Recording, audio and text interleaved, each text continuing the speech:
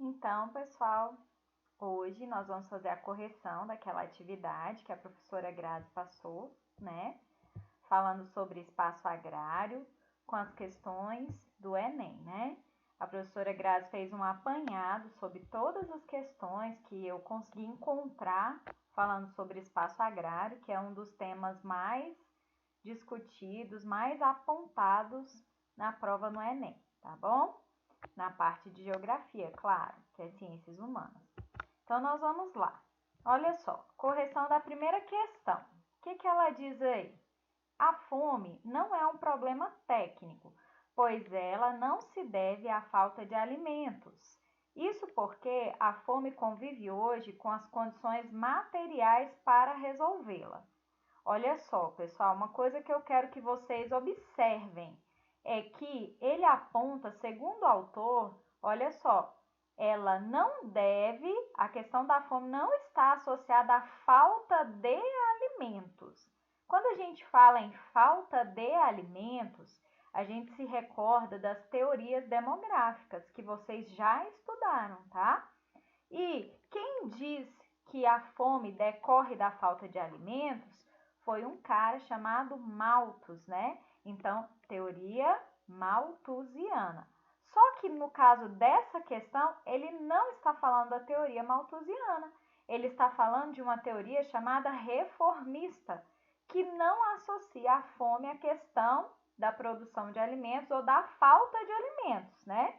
Ele associa a fome, na verdade, à questão da má distribuição de renda, que é quando ele diz aí, ó, isso porque a fome convive hoje com as condições materiais. Ou seja, se a pessoa não tem alimento, não é porque o país dela produz pouco alimento ou que a produção é menor que o número populacional.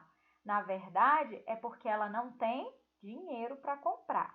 Então, lá embaixo ele diz: o texto demonstra que o problema alimentar apresentado tem uma dimensão política, por estar associado a.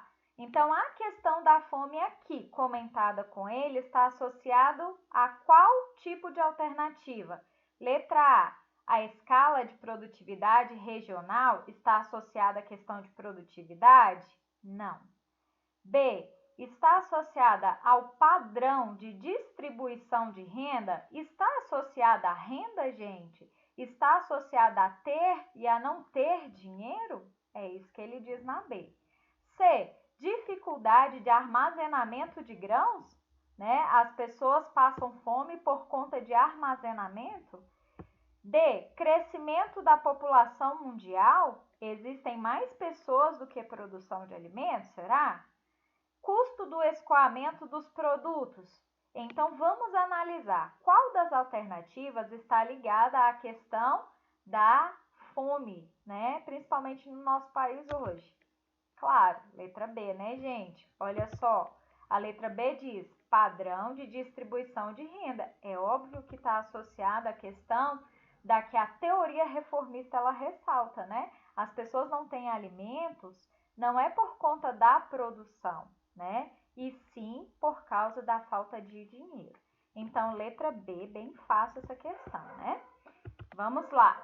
A segunda questão que eu passei para vocês, ela diz assim: o Instituto Brasileiro do Meio Ambiente e dos Recursos Naturais Renováveis, IBAMA, está investigando o extermínio de abelhas por intoxicação por agrotóxicos em colmeias de São Paulo e Minas Gerais.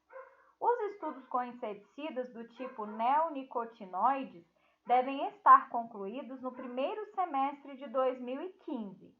Trata-se de um problema de escala mundial, ou seja, a questão de intoxicação por conta de insumos inseticidas, né, é uma questão de problema em escala mundial, presente inclusive em países do chamado primeiro mundo. Na verdade, gente, até essa questão primeiro mundo, esses termos primeiro mundo, ele já caiu em desuso, tá? Desde após o fim da Guerra Fria que não se utiliza. Mas, enfim, ele está se referindo aos países desenvolvidos, tá? E que traz como consequência grave ameaça aos seres vivos do planeta, inclusive ao homem, né? ao homem por quê, gente? Porque, na verdade, quando a gente pensa nesse tipo de produção, a gente tem que ter em mente que a gente vai consumir, que a gente necessita do consumo do mel. A gente necessita dessa questão aí, né, da apicultura. Então, vamos lá. Qual solução para o problema apresentado garante a produtividade da agricultura moderna? Olha só, você tem aí. Qual solução, né? Que tipo de solução a gente deve utilizar numa agricultura moderna, onde essa agricultura não afete não só a questão das abelhas, mas não afete a saúde pública, não afete a saúde em geral da pessoa. Então, letra A é a preservação da mata ciliar, é a adoção. E primeira coisa, quando ele diz preservação da mata ciliar, será que essa é a solução para o problema apresentado? Gente, olha só, a mata ciliar ela é essencial. A mata ciliar, olha só, ela protege as margens dos rios, assim como os cílios protegem o globo ocular. Por isso que se chama ciliar. É aquela mata que fica às margens do rio. Será que se a gente proteger essa mata, a gente vai combater o uso do inseticida? A gente vai combater o uso de veneno nessas plantações? Então, não sei se essa seria a mais viável. Provavelmente não. B. A adoção de práticas de adubação química. Poxa vida, a adubação química me dá a ideia de que eu estou utilizando ainda algo vindo da Revolução Verde, né, que aumentou a produção por conta dos insumos, né? C. Utilização de controle biológico. Primeira coisa, gente, o que é um controle biológico, tá? Um controle biológico é quando você utiliza, seja um animal, seja uma espécie, tanto na área de animais quanto na área de plantas. Eu vou te dar um exemplo. Por exemplo, na escola que eu trabalho, existe a flor do mel. A flor do mel, ela tem uma função essencial na plantação na minha escola. Por quê, gente? Porque começou-se a perceber que durante as plantações nós tínhamos muita questão das lagartas presentes, né? E aí, para não utilizar veneno, né? Para não utilizar algo tóxico e que viesse a comprometer a questão do meio ambiente, do solo, mesmo porque fica próximo a uma barragem, se resolveu adotar a técnica de controle biológico. Então, na minha escola, se planta a flor do mel ao lado de uma plantação que seja de alface, por exemplo, né? E aí, ao invés da lagarta ir para a produção agrícola, né? Ela vai para onde? Ela vai para a flor do mel, porque ela é atraída pela flor do mel. Com isso, existem épocas em que o canteiro de flor do mel vira um borboletário, porque elas acabam sofrendo, né, a metamorfose e fica muito bonito. Não só por uma questão estética, mas principalmente por conta do controle biológico. A lagarta agora não ataca mais as folhagens, né? Ela é atraída pela flor do mel. Então, utilização de técnicas de controle biológico. D.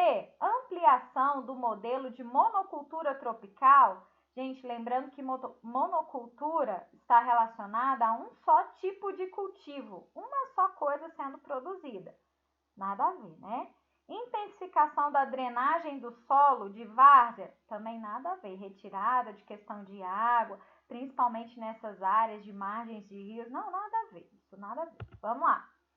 Então, a letra correta, ó, é a letra C, que foi aquela que a professora deu ênfase, né? Olha só, para que a gente possa minimizar, né, essa questão do impacto provocado por utilização de venenos, de agrotóxicos, né? Enfim, a gente pode optar, sim, pela utilização da técnica de controle biológico. Ou seja, você vai estar utilizando uma forma voltada à questão do desenvolvimento sustentável, né? E você vai ter ali um solo mais conservado, você vai ter uma área mais conservada, né? Em função da não utilização do veneno, dependendo do tipo de plantação que você for ter ali na área ou de produção, né? Como é o caso aí, está falando da questão das abelhas.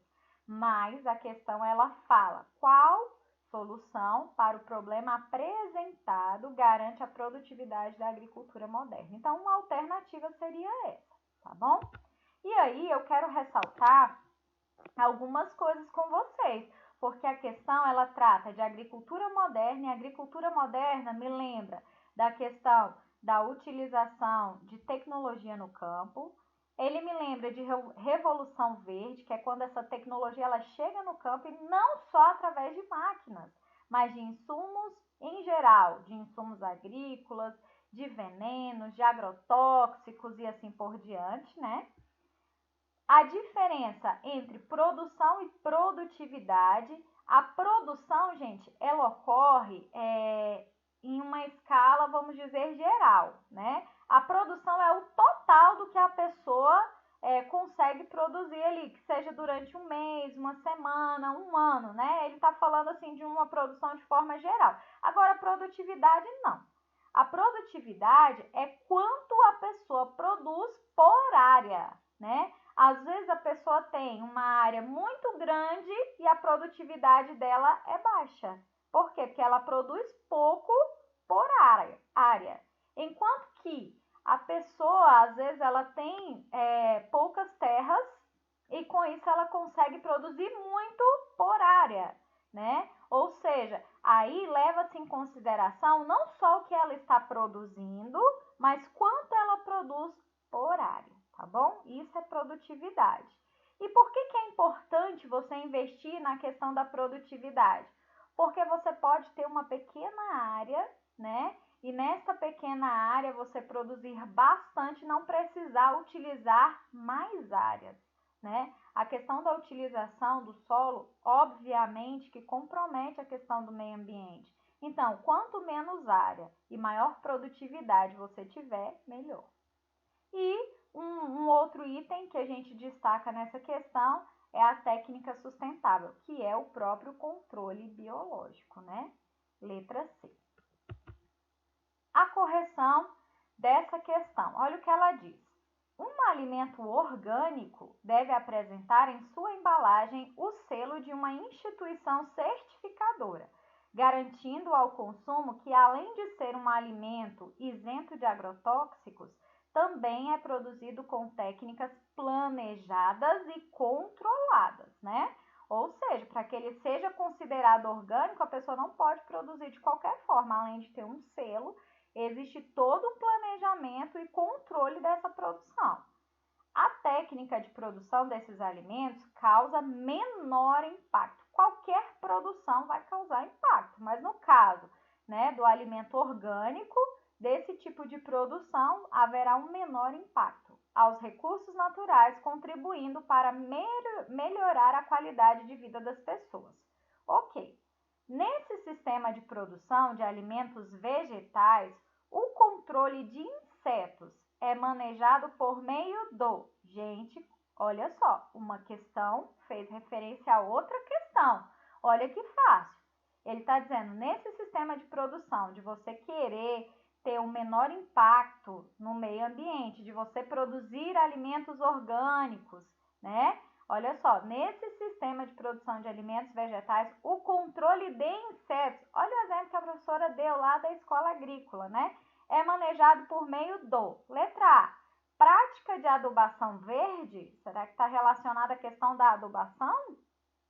A questão do menor impacto, né? Ao emprego da compostagem, que é aquele adubo orgânico, né, natural, que as pessoas costumam praticar, será que está relacionado a isso? O controle dos insetos, né? Controle da irrigação do solo, será que existe uma relação entre controle de inseto e água no solo, né? E questão de irrigação, de levar água a uma determinada área? D. Utilização de predadores naturais. Será que se eu achar uma forma, né, de utilizar um predador natural para combater o controle de insetos, né, isso vai estar relacionado ao menor impacto que eu posso causar? Olha a flor do mel aqui, gente. Olha o controle biológico aqui. Uma questão puxou a outra. Quando eu leio utilização de predadores naturais, eu me lembro de controle biológico, né? E a outra também não tem nada a ver, que é o uso de sementes. Então, olha só, controle biológico de novo, ou seja, letra D, né? Onde ele diz utilização de predadores naturais. Vamos lá. Próxima questão. Diz assim: a agricultura ecológica e a produção orgânica de alimentos. Novamente, meu povo, a agricultura ecológica e a produção orgânica de alimentos estão ganhando relevância em diferentes partes do mundo. E não é nem, né? Porque é o tema. No campo brasileiro, também acontece o mesmo, impulsionando especialmente pela expansão da demanda de alimentos saudáveis.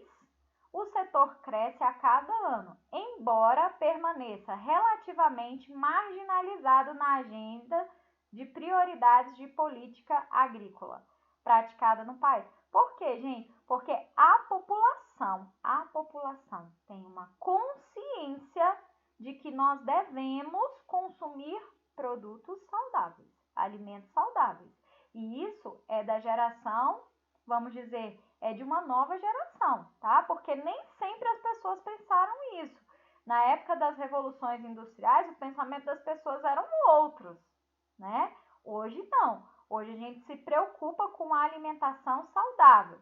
Mas esse é um pensamento da população que consome o alimento. Porque quem produz o alimento não necessariamente pensa assim. Ele quer produzir cada vez mais. E muitas vezes, para ele produzir cada vez mais, ele abre mão de algumas técnicas que vão conservar o meio ambiente.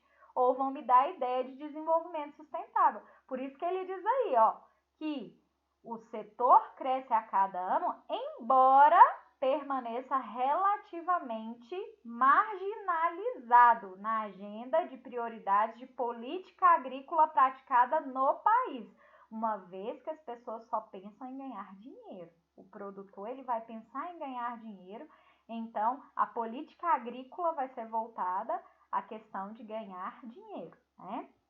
Até mesmo voltada à questão da exportação, né? A agricultura hoje praticada no Brasil, voltada à exportação, ela é muito forte, que está no sistema intensivo, né? Sistema agrícola intensivo. Então, não se prioriza muito essa questão de conservação. Então, vamos lá. Olha a questão. Ela diz assim: que tipo de intervenção o poder público no espaço rural é capaz de reduzir a marginalização produtiva apresentado no texto? Então, o que o poder público ele pode fazer para reduzir a marginalização produtiva? O que ele pode estar fazendo para ajudar no sentido de agricultura ecológica, no sentido de produção orgânica, né? Letra A, subsidiar os cultivos de base familiar. Pessoal, lembrando que quem pratica geralmente essa produção orgânica, né, são famílias de baixa renda, são os pequenos agricultores, né, são pessoas que investem, vamos dizer assim, em uma agricultura voltada para o mercado interno. Ela não está pensando em exportar, né, o produto. Ela está pensando no mercado interno, tá bom? Ou seja, se o governo ajudar, incentivar essas famílias com cultivo de base familiar, isso pode ajudar? É uma ótima opção, né? B, favorecer a prática de fertilização química. Fertilização química tem relação com a agricultura ecológica? Não, né? Restringir o emprego de maquinário moderno. Vocês acham que o governo realmente ele vai restringir, ele vai diminuir o uso de máquinas? Claro que não, porque ele continua pensando na agricultura para poder exportar. Então, essa não guarda relação com o que ele quer. Controlar a expansão de sistemas de irrigação? Nada a ver. Regulamentar o uso de sementes selecionadas? Não, né, gente? Então, o que ele pode estar fazendo? O tipo de intervenção do poder público, neste caso de agricultura ecológica e produção orgânica, é subsidiar os cultivos de base familiar, incentivar, né, para que o pequeno produtor, para que as pessoas em geral que não praticam a exportação possam estar utilizando esse tipo, né, de produção na sua residência ou na sua propriedade, melhor dizendo, tá bom? Então, letra A, tá aí a resolução da questão, letra A. Vamos lá. Uma pesquisa relacionada por Carolina Leves, especialista em ecologia do Instituto Nacional de Pesquisas da Amazônia, é publicada na revista Science, demonstra que as espécies vegetais domésticas pelas civilizações pré-colombianas são as mais dominantes. Ok. A domesticação de plantas na floresta começou há mais de 8.000 anos. Gente, olha só. Então, existiam e existem tribos indígenas dentro da Amazônia, né, que justamente praticam aí ou plantam espécies vegetais, né, domesticam espécies vegetais que vão auxiliar essas tribos de alguma maneira, que ela vai continuar dizendo, ó. Primeiro eram selecionadas as plantas com características que poderiam ser úteis ao homem, né? Então, existiam e existem tribos que plantam, né? Vamos dizer, espécies que vão ser úteis ao homem. E um segundo momento era feita a propagação dessas espécies, ou seja, né, gente, aumentando essa produção dentro da floresta amazônica. Começaram a cultivá-las em pátios e jardins, por meio de um processo quase intuitivo de seleção, né, através da cultura, né? É como se fosse essa hortinha que a gente faz aí em casa, que a gente planta erva doce, né? Que a gente planta hortelãzinha, ou seja, são coisas que a gente vai utilizar, que tem uma utilização, vamos dizer assim, na nossa vida, principalmente aquelas pessoas mais antigas gostam muito, né, dessas ervas medicinais. E aí ele diz assim, o texto apresenta um novo olhar sobre a configuração da floresta amazônica. Por quê, gente? Porque na maioria de muitos pensamentos, de muitos autores, existiam áreas na floresta amazônica que, na concepção de muitos, era a maioria, que eram áreas intocáveis, que eram áreas que preservavam ou que só tinham, vamos dizer assim, espécies nativas, né? E aqui ele me mostra que não, que as pessoas começaram a plantar coisas diferentes e a atuarem em áreas que até em alguns pensamentos eram áreas intocáveis e que só tinha espécie nativa, né, da região. Então, o que ele diz? O texto apresenta um novo olhar sobre a configuração da floresta amazônica, por romper com a ideia de, né? O que ele tá, quando ela mostra que isso está existindo e existiu, olha, há 8.000 anos atrás essa prática começou, né? O que a autora do texto, ela está querendo romper? Ela está querendo romper com a ideia de primazia de saberes locais? Será que é isso? Ela desconsidera os saberes locais? Claro que não, mesmo porque ela diz que essas pessoas, elas fizeram uma seleção, e essa seleção foi cultural, né? Na verdade, elas selecionavam e achavam que determinadas espécies poderiam ajudá-las. Então, nada a ver. A ausência de ação antrópica, gente, será que ela está rompendo com a ideia de ausência de ação antrópica? É claro que sim. Por quê, pessoal? Porque o que a professora disse? É que muitos autores tinham uma concepção de que nessas áreas só existiam espécies nativas e que as pessoas não ocupavam. Quando eu estou falando em ação antrópica, eu estou falando do homem atuando, no caso indígena, gente. O indígena esteve e está atuando, né, por meio dessas práticas aí, que seja de ervas medicinais ou de outras espécies que não são nativas. E o homem, cada dia que passa, ele ocupa cada vez mais áreas que até então eram consideradas intocadas, né? Então, tá aí, é a letra B, sem dúvida nenhuma, tá bom? Bom, letra B, ocupação, falei sobre a ocupação para vocês. E aqui nós terminamos a correção das 5 primeiras questões aí do Enem relacionada à questão do espaço agrário, né? Eu espero realmente ter contribuído com vocês, né?